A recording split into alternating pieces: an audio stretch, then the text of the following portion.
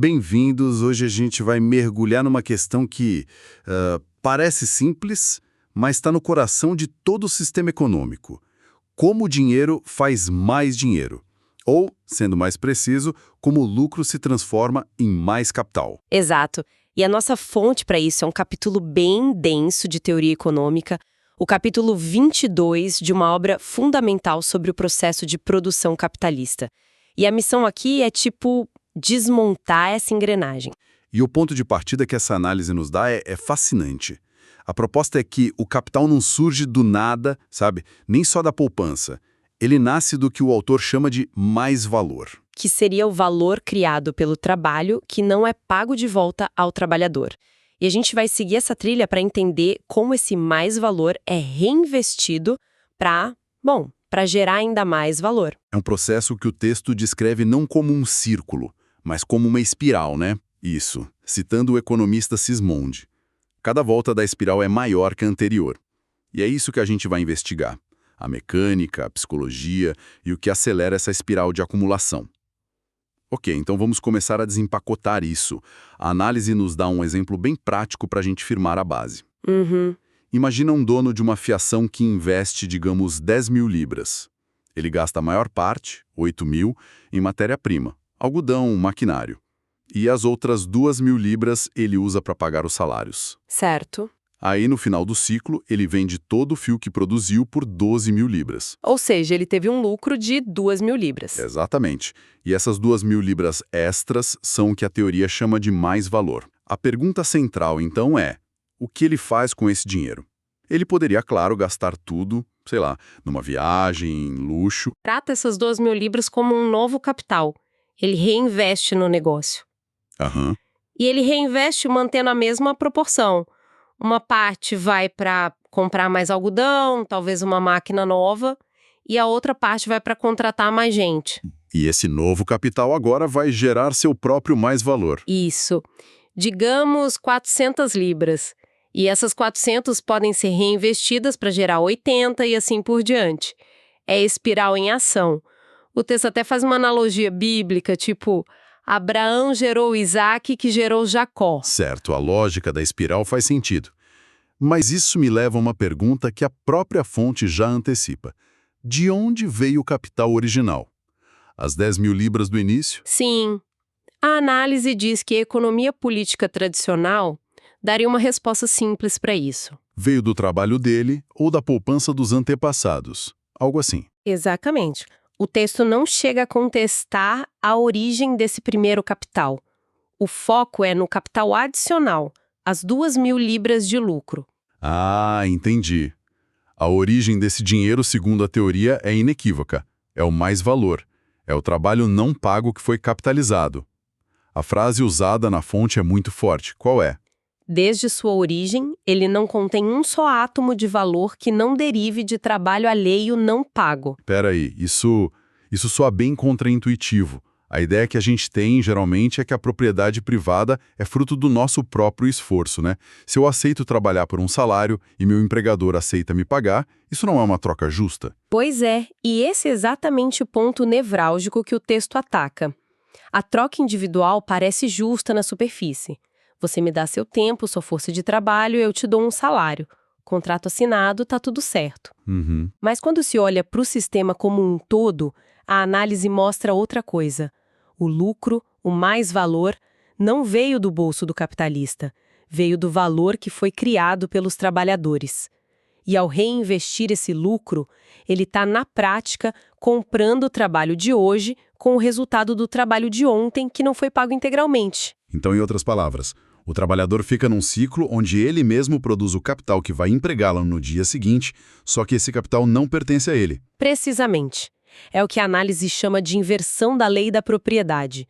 O que era para ser o direito de cada um sobre o fruto do seu próprio trabalho se transforma no direito de se apropriar do trabalho dos outros. Do lado do capitalista, sim. E do lado do trabalhador, na impossibilidade de se apropriar do seu próprio produto, há uma separação, radical entre quem trabalha e quem possui. Isso nos leva para um campo mais psicológico, né? Se o capitalista tem esse mais valor, ele vive um dilema. Gasta como renda ou reinveste para acumular mais. A fonte descreve isso de uma forma bem poética, que ele tem duas almas no seio. Exato. De um lado, o Adão, que quer desfrutar da riqueza, do outro, o capitalista, que quer enriquecer. E no começo do capitalismo industrial, o impulso para acumular era dominante. Ele é retratado quase como uma engrenagem, né? Uma personificação do capital. Isso. A função histórica dele não era o prazer, mas a produção pela produção. Nessa lógica, qualquer gasto pessoal era visto como um roubo contra a acumulação. O mandamento era muito claro: acumulai, acumulai, eis Moisés e os profetas. Mas essa mentalidade não ficou parada no tempo. A análise traça uma evolução, que eu achei fascinante, usando o exemplo dos industriais de Manchester. No comecinho, era só trabalho duro, lucro baixo e uma economia espartana. Viviam como avarentos, entesourando cada centavo. Depois, num segundo momento, já com umas pequenas fortunas, o estilo de vida continuava super frugal. A lógica, segundo o texto, era que explorar o trabalho dos outros também dá trabalho. Não sobra tempo para esbanjar. Aí a coisa começa a mudar. No terceiro período, surge um luxo tímido. Começam a construir casas de pedra, não mais de madeira e argamassa. Mas ainda era algo mal visto. O texto conta um caso de que oferecer uma taça de vinho importado para uma visita já era motivo de fofoca na vizinhança. Nossa. Até que a gente chega no quarto período, final do século XVIII. Aí a fonte descreve um cenário de grande luxo e esbanjamento. E o mais interessante é a justificativa para isso. O luxo vira uma necessidade de negócio? Exatamente. Torna-se um custo de representação. Uma forma de exibir riqueza para conseguir mais crédito, para fechar mais negócios. É curioso como a justificativa moral vira de ponta cabeça, né? Primeiro, acumular é quase uma virtude religiosa, o acumulai. Depois, o luxo, que era um roubo, vira uma ferramenta de trabalho. A mentalidade se adapta perfeitamente à necessidade de expansão do capital. E essa tensão toda, essa necessidade de justificar o lucro, deu origem a algumas teorias econômicas. E a análise que a gente está vendo critica uma delas de forma bem dura. A teoria da abstinência, do economista Nassau W. Senior, né? Esse mesmo. E, para ser justo, a ideia tem uma certa lógica superficial, certo? Se eu tenho, sei lá, 10 mil libras, eu poderia gastar tudo numa viagem. Mas, em vez disso, eu invisto. Eu me abstenho desse prazer. Esse sacrifício não mereceria uma recompensa, que seria o lucro? Essa é exatamente a justificativa. E é por isso que essa teoria foi tão influente. Mas o nosso autor a ridiculariza de forma brilhante. Ele usa a ironia para desmontar o argumento. Como? O capitalista se absteve de comer suas máquinas a vapor. Ele se absteve de beber o ácido sulfúrico dele. Acho que entendi a ironia. O ponto é que o capital, as máquinas, a matéria-prima não é algo que ele pudesse consumir pessoalmente de qualquer forma. Não é um sacrifício de verdade. Exato. A abstinência não é um sacrifício, é a condição para o próprio processo de enriquecimento. O autor acusa essa teoria de ser basicamente bajulação. É uma tentativa de trocar um conceito econômico real por uma frase de puxa-saco, criada só para defender o sistema.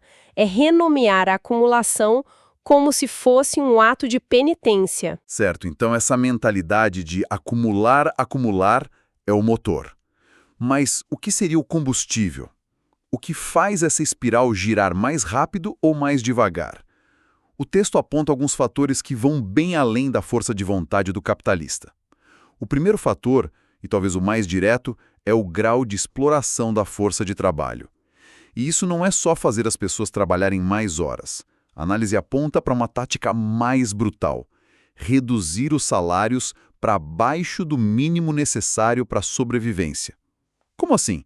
Como isso funciona na prática? A fonte dá um exemplo histórico muito forte da Inglaterra rural.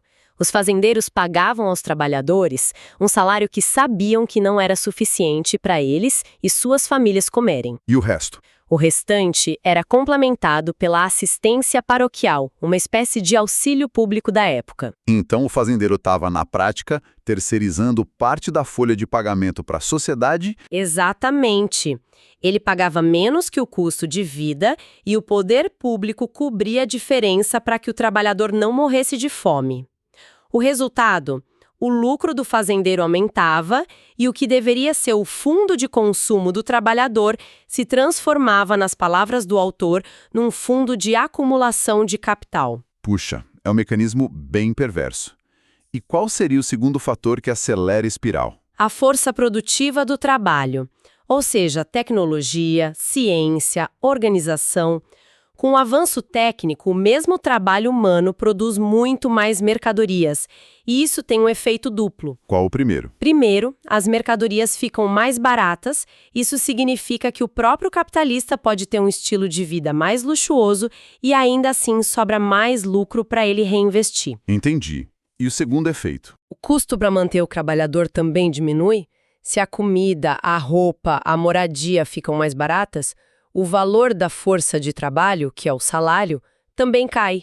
Isso aumenta a taxa de mais-valor. A fatia do bolo que vai para o capitalista aumenta. Isso. E, além disso, essa produtividade age sobre o capital que já existe.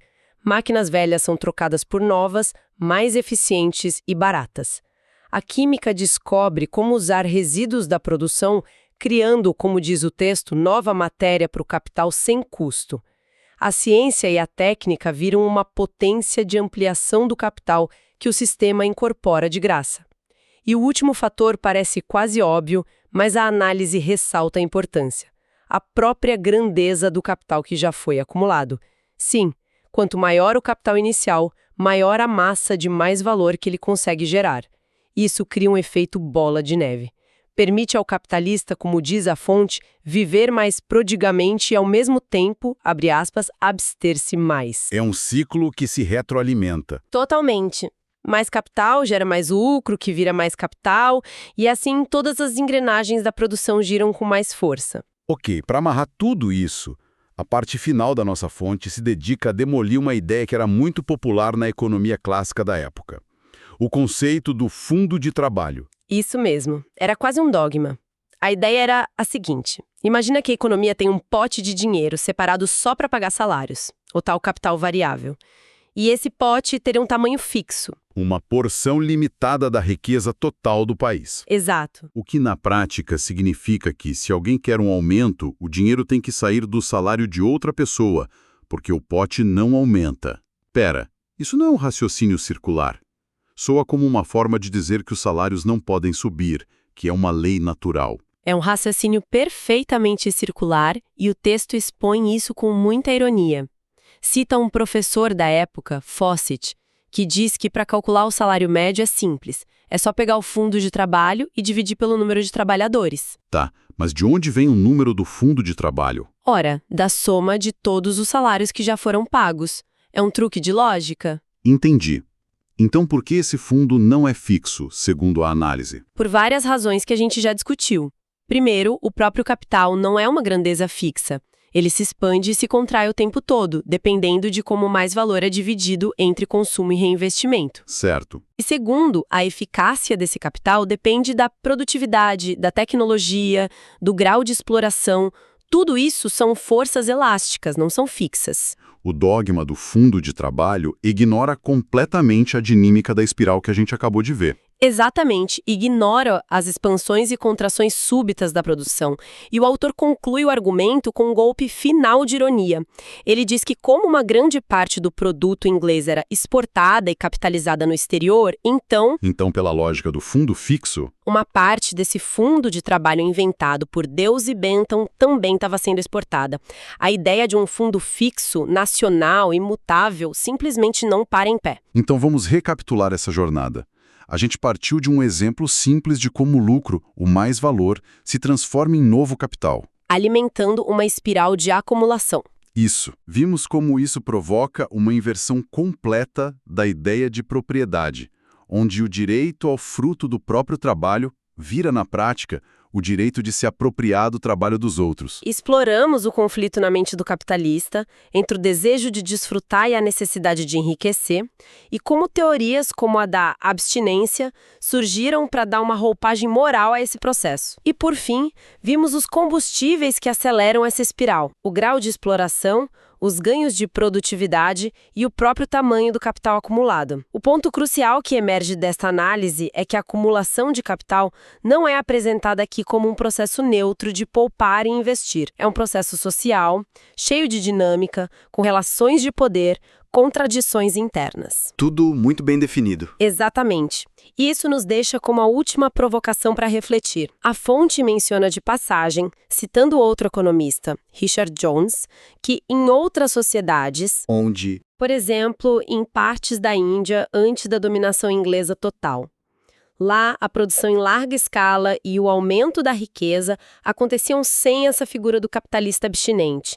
Eram camponeses autônomos ou grandes proprietários de terra que organizavam a produção de outras formas. E a questão que fica no ar é: se o crescimento da riqueza social pode ocorrer de outras maneiras, sem esse mecanismo específico de acumulação que a gente acabou de descrever, qual é então a verdadeira e insubstituível função social que o capitalista e seu processo cumprem dentro do sistema que esta teoria descreve?